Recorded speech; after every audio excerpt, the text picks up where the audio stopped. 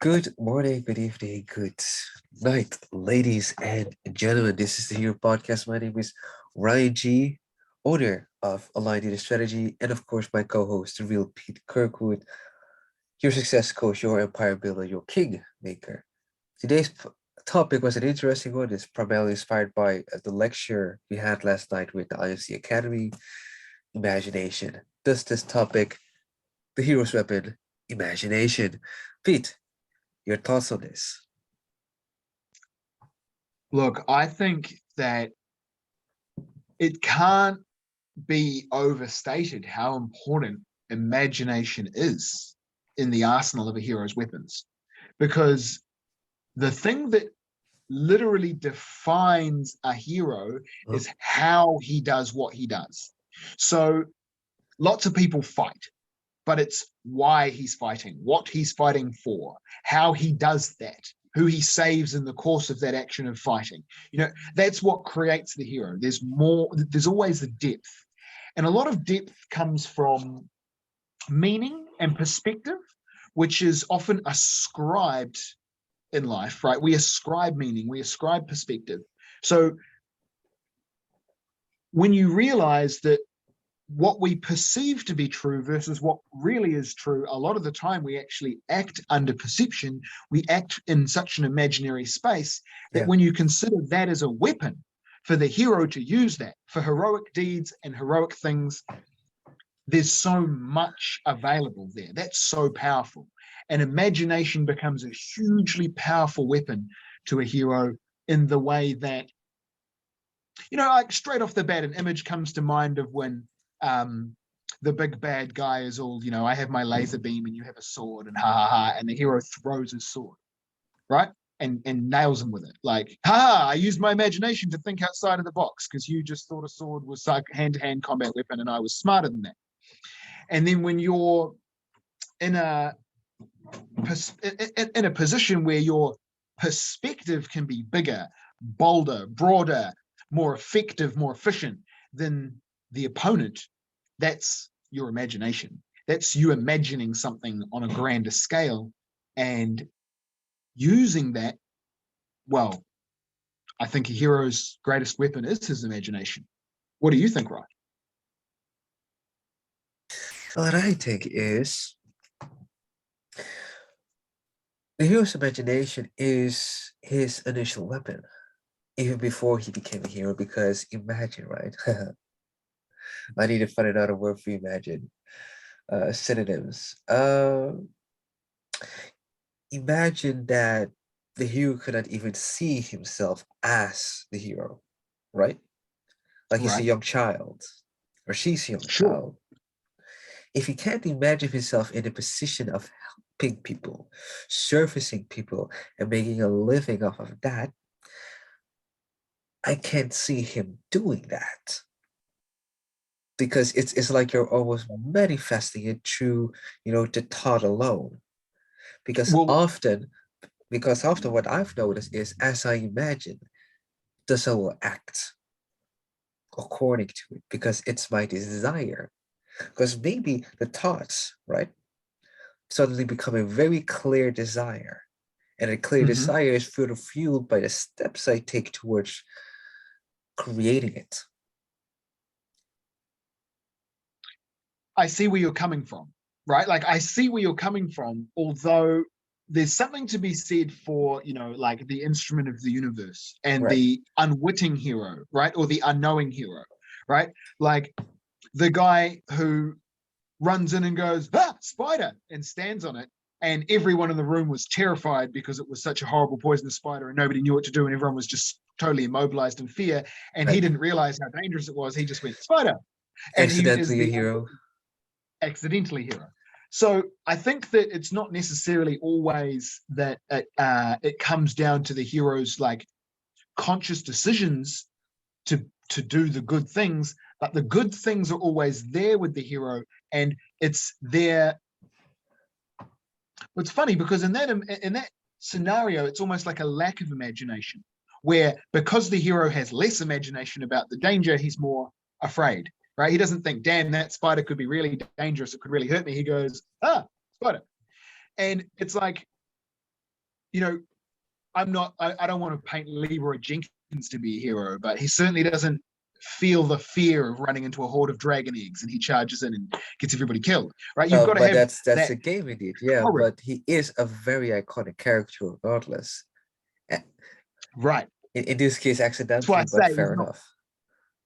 right. Yeah, Like he's almost like a hero from a meme perspective, but it's like it's it's like that Scooby ability. Doo almost, you know, because let's say Yeah, Shaggy and Scooby Doo, they're usually accidental heroes right. because it often they don't imagine themselves as brave as this and that, but when it counts, when it counts, when the chips are down, when Freddy can't help and Daphne can't do her thing, when Wilma can use her smarts,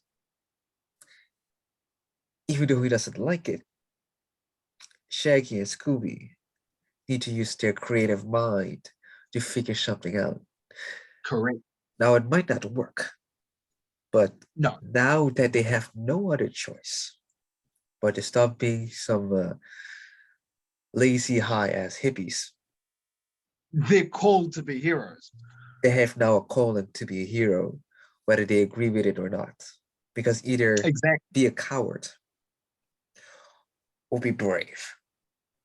And it all starts Yes. from how cool would it feel, right? At the end of the day, to save my friends and have a very good meal with them. Yes.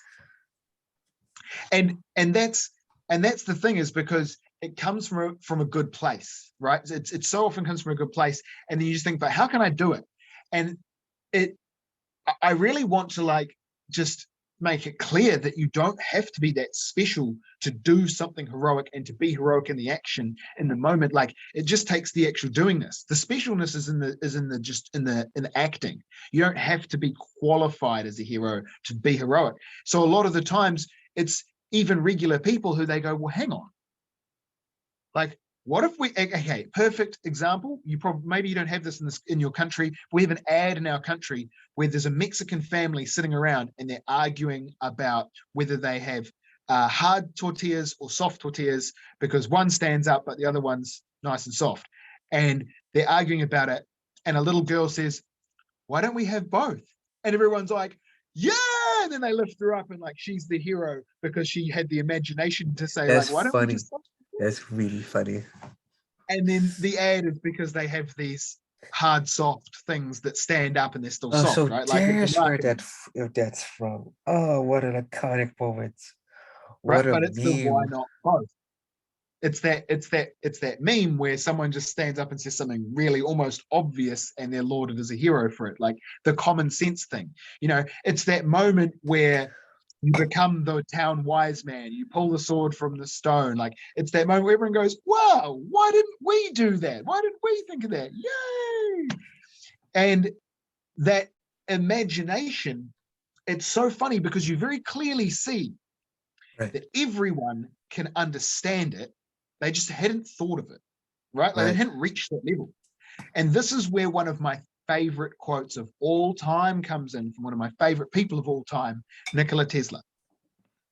And the quote is, man's reach exceeds his imagination. And when you actually think about that for a second, you'll realize it's very accurate, because as human beings, we are very powerful creatures, very powerful, with our intelligence, with our social cohesion and ability, our technology, our ability to work together, massive engineering things we can accomplish. We've moved mountains through use of large amounts of heavy machinery and large people. We've literally Right. done it. We've gone to outer space. These things are far beyond any other creature on this planet. And we so often forget to think of our ability because our imagination lacks to think, you know what, if I wanted a mountain in my backyard, I know that I could communicate with enough other human beings and get them on board to create that. But Right, most of us don't have that level of imagination to right, imagine going and getting 1,000 people together to create a project, which wouldn't be right. hard with 1,000 people. But it's hard to imagine it. Now, if you're a project manager or you work in a large sector of government or something like that, that might not be so hard for you because you've already been stretched there. Right. But you think a lot of people who work in large positions in government are quite regular people who just administrate large numbers of people. So it's obviously not like it's the hardest thing in the world to do. Lots Right. of people could do this, they just don't imagine it. Right. And you make it, like how many other people probably could be really good at martial arts, but they just don't imagine themselves putting the time and effort into training? Or that they could actually be quite successful, but they don't imagine themselves putting the effort into building a business. Because if they don't imagine it, they don't do it.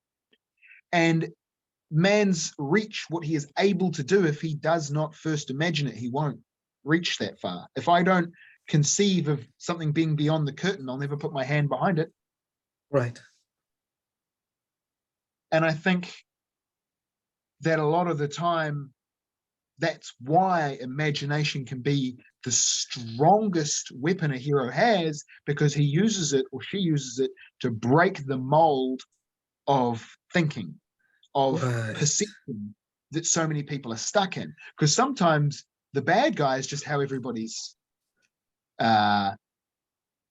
stuck in a negative belief, let's say, right? A paradigm. At the moment, a lot of people in the world who are good people are wishing harm on other people for their choice or not choice to get or not get an injection. Right. It's crazy. So hang on, just check yourself. Don't wish harm on anyone who does anything. It's their free right. As long as you do that, you know that you're following a code that you can be proud of. As soon as you start wishing harm on other people just for having choices for how they want to live their life that have no, like that are literally their choice, and you start wishing negative things on them, Right. then you're falling victim to somebody else's agenda and somebody else's programming and things like that, because you probably know somebody who is cautious about their health, Right. and it has to make good choices. And if you can't be sympathetic and respect that person, well, then that person is many people. Right. All of us should be very careful about things like that. And we have to have that imagination to think, how are other people dealing with this? Right. And that's so often where the hero comes through in a way that they, how would I put it?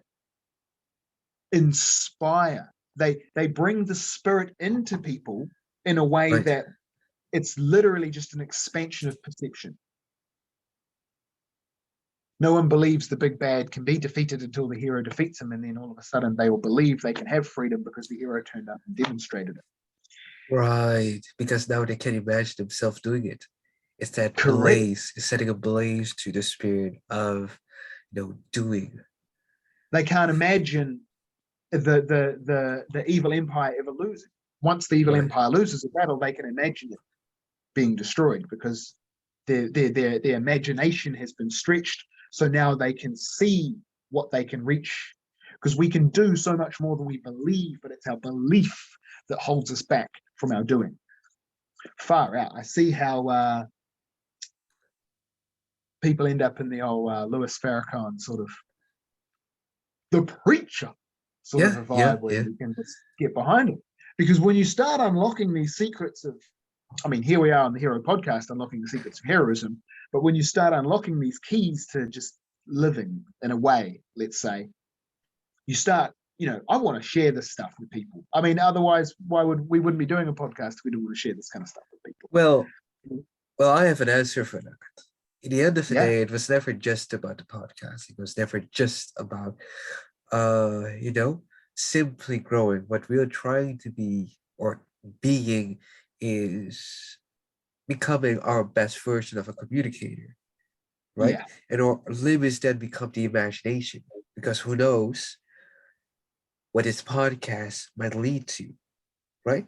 This True. podcast has given me, for example, the experience of talking through Zoom, through public, and knowing how this could all be structured, right? And as we have learned, this like a kind of a beta section, we're talking about podcasting.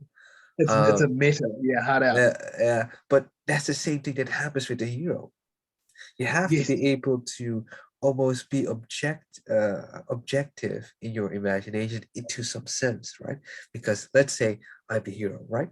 What would my name would be Ryan, right? Ryan as a character, and I could imagine Ryan as a character doing a lot of cool things, like ringing, like that famous meme on the shampoo and soap clapping while having winning an argument in the shower against all those that did wrong to me.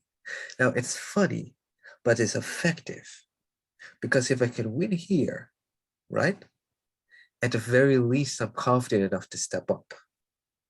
Mm, And the next version of that would be, this might be the practical part about it, when the hero becomes an older man and start to see, oh, I've been taking things a bit too personal, and I've been misusing my imagination. That could also be a problem because don't forget, if we can affect someone's imagination and use it for ourselves, we have by definition influenced them. And if the big bad influences our hero, the hero might make some misjudgments and start working for the big bad as his right hand man. Because if you it can makes see that, sense. yeah, Yeah, because if the way that people will respond when you shatter their uh little illusions they have, right? You know, they they have to scrabble to replace it with something. right, And I think that that that's also a very powerful thing. If you can make someone imagine something that destabilizes the comfortable illusion that they're working with, that's a very powerful weapon of imagination. And I actually see where I sort of did this. Someone had some plans, and they had everything they had things planned out. And I said, oh, by the way, I have this piece of reality to work in. And they went, well, but then it's just not what I pictured it as. And I was like, well, but that's not a big deal, right? It doesn't right. change it. And they were like, no. And the thing is that from my perspective, I could imagine, no worries, but they couldn't, right? So from my perspective, the reality didn't change anything about what they'd imagined, but from theirs, well, that wasn't their perspective. Right. Their imagining didn't come there. And you almost have to respect that power of imagination as a weapon. You don't accidentally bash one of your mates over the head with it. You don't It is accidentally dangerous. stab your ally when you're swinging it round. Because, I think that you're right. It is dangerous. Communication is dangerous. Language is dangerous. And I think that people often don't respect this, because I saw someone stab one of their allies recently with language. So I watched these two people. One of them said, hey, I sorted this thing, and rah. And the other one said, yeah, I don't give a fuck about this shit. And I just watched it hit. And then later I was like, you realize that, it's important to the other person. And they're like, yeah, I know it's important to them. And I help them out with it, and lots of stuff and all the rest of it. And they know that. And I'm like, you're not wrong. You're not wrong in what you're saying. But it's like the part that you're not considering exists. It's like they don't realize you're being a very big ass right now. Like, you kind of know that you are an ass, and that's kind of your personality, but that doesn't mean that you should be so careless. And I mean, hey, at the end of the day, everyone has their own perspective on living life, but how you treat the people around you, I think the better you are at it, the better the people around you become. And I don't Yes. necessarily mean, I do mean in both formats. Either they fuck off and you replace them, or they grow. Right. Because the bigger person you are, the better person you are, the more you stick to your morals and values and that sort of stuff, and you fight for what is just, principles of justice. Right. People, they can't, like, if they're unethically clean, they can't hang around that environment for too long without something changing. Either they'll change environments or they'll ethically clean up. Right. And I think that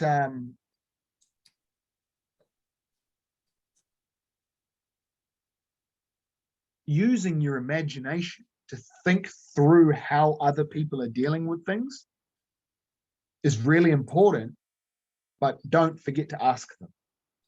Huh. Because assumption is the mother of all fuck-ups, right? Yeah. Like, if you assume everything about the world and you work everything out in your head, you're going to get it wrong. Well, isn't that funny? Because assumption is imagination gone wrong. Yes, perfect. Because, hey, listen, I'm working as a business and data consultant. And what I'm often noticing is the moment I have not tested an assumption, down the line, I'm going to be in trouble because that means extra work. And if that week or that day or that hour I can't afford it, I have no other choice but to make time to damage control. And it's in that we find, I think we are all needing IMC technology at the very least to not only get control of our thoughts, but get control of our imagination. Mm-hmm. And when I envision, right, seeing how we will have less than 9 minutes before the half-hour mark, I need to start realizing that the life that I want as a hero, as a consultant, as a lover, etc., etc., etc., starts from, can I even imagine it? Can I start with a vision board? Can I write these things down? Can I talk about it and be about it? It starts with these kinds of things, because if I didn't see myself as a consultant, I would never have done it. If I can't see myself as a business owner, I can't do it. If I can't see myself as a grappler, which is a very, very specific type of sport, yeah, I would never be about it. I wouldn't talk about it. I wouldn't fall in love with it. And it's that imagination that both starts it and lubricates this whole process of from trying to becoming to actually being, right? You are right. And the most incredible art in the world would be taking that fantastic construction of imagination and converting it into reality. I see. And the funny thing is, when you realize to convert the constructions of imagination into reality, you have but one tool, and it is called language and communication. So the art of speaking correctly is actually clearly the most important thing in the world, because if your imagination can align with someone else's imagination, now that's reality. And a lot of the things I go back and forth with in terms of deep philosophical concepts and things like this, I don't just sit around and talk about the shit to myself. I have people that I discuss this with who we go back and forth on a level where it's proved, it's tested, right? Like, if I put forth a hypothesis, someone else has to come to an agreement where they can see it as well. So I'm not just constructing in my mind randomly. Right, and that makes sense, yeah. Yeah. And what you'll find is that you've got this weapon with a blade on it that you have to describe that blade almost. You can't see it, and your person standing next to you, your ally, can't see it, and your enemy can't see it. You've got to describe it. And if you don't do a good job, you're going to hurt the guy next to you, and you're not going to hurt the guy opposing you. Right? If the guy standing against you laughs at your description of that blade, good luck in the fight. It's not going to start on a good footing. if the guy next to you freaks the fuck out because of whatever you say, good luck in the fight, you won't be able to count on it. So when you say, this blade in front of me is fucking 10 feet long and I'm going to kill that cunt before he even gets near enough to look us in the eyes, the guy next to you is like, sick. Let's do this. Right? You go, oh, well, look, at the end of the day, I would love to have a craft knife because, those things, they cut you all the fucking time. This, yeah, I reckon I could probably kill someone with it, but a craft knife would be better. The guy next to you is like, fuck, I don't want to be standing around this cunt. I want to go around someone who's got a decent weapon, who can sort their shit out. Right. And, and that imagination, we don't realize that we say, fuck, man, I wish I had a craft knife. This thing's shit. All right. I hate my job. I wish I had a better one. Oh, you do? Oh, I don't want to hang out with you. My car's a piece of shit. I want a better car. Oh, really? I don't want to hang out with you. I wish I could get decent women in my life. It's like, really? And I noticed that as soon as I started appreciating everything and describing the imagination, man, like, let's be real. My car's not perfect, but it's still my dream car. It's still a 6-speed convertible race car. Like, fucking hello, living the dream. Right. I'm not the richest guy in the world, but I can afford everything I need, and that's everything I need, and a lot of things that I want. That's way more than most people. So fucking, like, yeah. Why don't we look at that? It all starts with that, doesn't it? But continue. Exactly. It's your imagination is driving everything. And when you apply gratitude into the way you imagine the world around you, you fuel the right things. Your weapon starts becoming a useful tool. We can all walk around with a hammer, but if it's swinging off your belt, it might clip you in the leg a few times. You better make sure it's secure. And then you better make sure you're using it to build houses and not bash skulls. Otherwise, eventually someone's going to catch up with you for that kind of behavior. Of course. What you give is what you get. What you give is what you get. And that doesn't matter if that's what you say or what you don't say or how you stand. Right. What you stand for, what you get. Right. What you get. Fascinating. Indeed, isn't it? Indeed, isn't it? Huh. Well, I think that that about sums it up for me. Otherwise I'm going to get into a whole nother depth. Imagination is such a powerful weapon that we're going to start a whole nother concept. Well, I'm feeling like this imagination topic would easily, transition into communication as the hero's next weapon. Easily. So that may be a topic for next week. But seeing how we only have less than 3 minutes, let's focus on the takeaways. So my biggest takeaway of this would be clean up your imagination. Clean it up. If you truly want to be, let's say, a better person, start from the imagination. What does it mean to be a better person? And can you imagine it? Imagine a better situation. Be grateful for what you have now, right? Stop complaining. Not everything will change on the go. These things take time. But if you truly want it, what Les Brown says, if you can see it, if you believe it, if you can look up, right? You can get up. So even if you're, in a shit situation, if you can imagine getting up, you can get up. Pete. I think I have to completely agree with that. Imagine big, imagine bold, imagine beautiful, and then see what you find. Exactly. And if you're having trouble imagining, imagine how easy it is to ask someone who knows how to do this, who likes talking about it. Exactly. Just imagine asking me, because I realize how deeply I've helped a few people fix their imagination recently. As weird as that sounds, it solved some of the biggest problems in their careers and their love lives, keeping them out of jail. It's done some impressive shit. So imagination is a hero's weapon.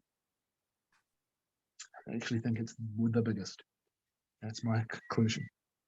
Well said, well said, well said. Ladies and gentlemen, we have come to the end of the podcast. I wish you a fantastic life, a productive day.